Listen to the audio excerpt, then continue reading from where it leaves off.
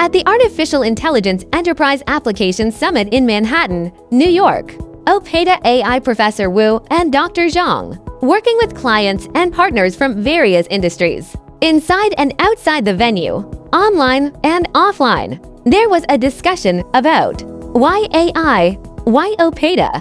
那 AI 应用落地现在的情况呢，就是 AI 的模型已经非常强了哈。那在各个行业里边的企业垂直落地是刚刚开始已经初见苗头和初见这个成效。企业里边哈，比如说我们说 Life Science 这个行业里边的所有的企业，它怎么应用落地呢？到底是一个怎么路径呢？从我们OPAIDA探索的路径哈，因为我们在不停的探索跟企业用户交流，他们的需求、他们的想法、他们和 AI 的实践哈。那比较重要的路径是什么呢？就是说，其实这个行业将来要做得好，它不是说只说一个点、一个企业、一个客户，而是说我怎么去做一片做一面，做整个行业都能做。那最重要的就是模型 ，AI 最重要的就是模型的能力。通用模型的能力当然很强了，但是它在一个实际的应用领域里边，通用模型还是有很多的限制的。所以就是将来一个非常重要的趋势就是行业专有的模型比如说 Life Science 它专有的模型。那问题就回到了，就是说我怎么去建这个行业的专有的模型呢？它就需要有行业的数据，就有很多家企业的知识。这个知识就是数据，数据实际上是一个表象。实际上 AI 从数据学，它最终是从什么学呢？是从人来学的。实际上是我要怎么能把这些行业里边人脑里边的知识变成数据，这些数据又能变成行业的模型，这是整个的逻辑哈。那最后它的落脚点就是我怎么能采集到、收集到或者说整理到这个行业里边这么多专家脑袋里边的这些知识呢？这才是整个的核心哈。我们有一套方法论，我们是可以就是说，我们不拿客户的数据，我们也不拿客户的模型，但是我们有方法可以把这些行业里边的专家头脑里的知识，把它变成我们的数据、我们的模型，然后我们这个模型反馈回来就可以回到 Life Science 里边很多家公司，帮他做 Agentic Workflow， 帮他做每一个 Workflow 节点里边的这些功能这个整个的行业的模型它就可以完成。但当然是分步骤的完成它不是说一次性到位的那一个 Life Science 里边我们可以这么做。那我到比如说 Banking 我到 Financial 我到很多其他 Industry 我都可以用类似的方法论去完成这个行业垂直的模型的建立和整理。 We embrace AI because we want to stay ahead of industry transformations. In the life science, in the past couple of years, if you go to any life science conference, there's always a section to discuss AIs and applications. And Fronted's proactive AI strategies focus on leading rather than following the industry trend. And AI is really recognized as our key industry trend and strategic priority. That is why we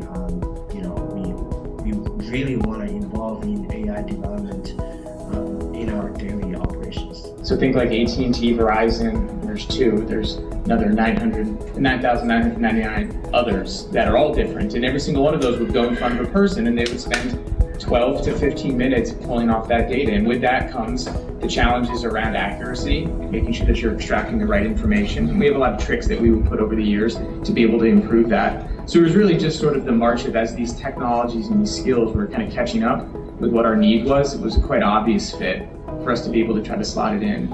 But really, I think on the agentic side of it, sort of like where Gen AI and sort of the frontiers of large language models are moving towards, is sort of a recognition that it's not just the basic things that potentially like IDP solutions, extracting unstructured text from PDFs. It's not just good at that. It's good at being able to keep in a context window 6 months of invoicing, where you have to ask it a question to say, hey, why did this month's particular circuit charge increase by 15%? Or that might take somebody an hour of digging through every line item on that invoice. That these reasoning models have gotten to the point when they can carry a lot of that lift for us. And that kind of moves from the pragmatic, we just want to find efficiencies, more into like, if we don't keep up with this, if we're not figuring out the solutions to be able to do this, not only will our competitors do it, but our customers will do it. So it kind of becomes more from just the efficiency side to more of a core part of the value that we drive to our customers. And I guess like where I am in this space is, I've overseen operations here at Tango now for 15 years, is so much of my career has been about how can you eke out an extra X% in terms of efficiency. And really we're kind of just hitting the precipice of like, we can really have honest conversations about AI, like truly and fundamentally, this digital transformation, truly and fundamentally opening up new areas of quality and value to our customers that we couldn't before. The reason why OPAIDA is attracting more and more attention from enterprises, not just because of AI capabilities themselves, more because of the demand for enterprises behind it. Deep understanding of business logic and practical application scenarios. 在这个 AI 大潮来到的时候，我们公司的定位是成为黑领贵族。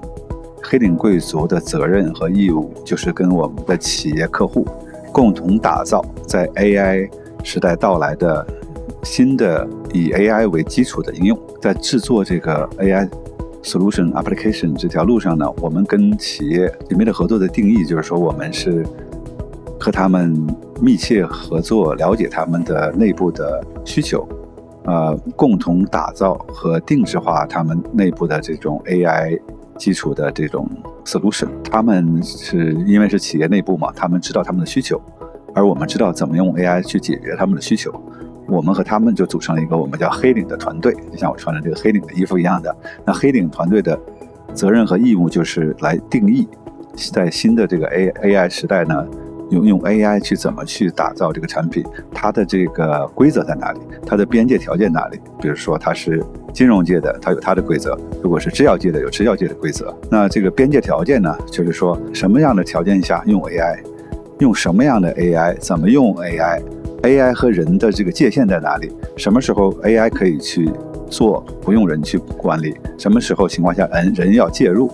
这些事情呢，都是我们共同一个黑领阶层的出现来完成这些任务。这就是我们现在公司正在做的事情，和今后很多年都会在一直做的事情。And to that point, a partner like OPAIDA, I came a little bit late, but I saw on the slide, like the deep vertical integration, the deep understanding that their engineers have worked with us to not just build us basically a cookie cutter solution, but I'm sure that my needs for what I have in IDP is very different than some of those other IDP demonstrations that we just saw, and Xiaonan, it's very different than what you need to do for frontage, right? Even though some of these core models may be the same, some of the core technologies under it may be the same, the actual workflow needs is different for every customer.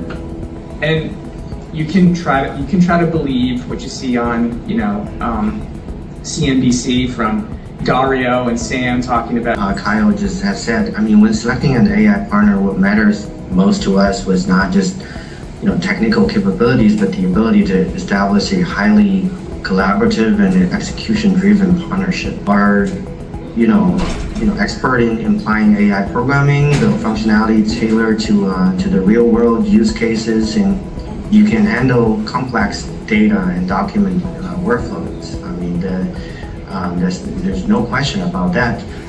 But it's also very, very important, because you guys show the ability to truly understand our business needs. So in our experiences, successful AI implementations depends heavily on how well the partner understands the business and not just the technology. So what stood out with OPAIDA is your ability to quickly understand Frontage's workflow and pain point, and you can think from the perspective of the end users, and you can convert the requirement into kind of practical features in the AI tools, and this significantly reduces the gap between concept and execution. And what we also love about OPAIDA is that we have a very close day-to-day engagement that not a lot of other vendors can do. We have a AI frontage specialist that works with the programmers from OPAIDA basically on a daily basis, and they're constantly on the calls and sharing screens and discussing the interactions on the product ideas, with rapid validations of ideas and features. And this leads to a very, very fast turnaround and rapid iterations of the tools. So, basically because of this collaboration, we have seen a very, very quick execution speed. Like new features can be implemented within 2 or 3 days, and feedbacks is incorporated quickly. I have a team of QC reviewers, PIs, project managers, and they provide their feedbacks after they test the features, and quite often they are resolved quickly. And solutions are continuously evolved through this iteration, and this is especially important in AI projects. From our experiences, the success of AI initiation depends not only on technologies, but on how well the teams work together. And we chose OPAIDA because they bring not only strong AI capabilities, but really highly collaborative, responsive, and fast iterating partnership models. And thank you for that. VNT and media will continue to pay attention to the development trend of the AI industry and the head artificial intelligence agency, OPAIDA.AI latest developments and industry practices. Continue to bring you more about artificial intelligence, in-depth content, and cutting-edge observations on enterprise applications and future business changes.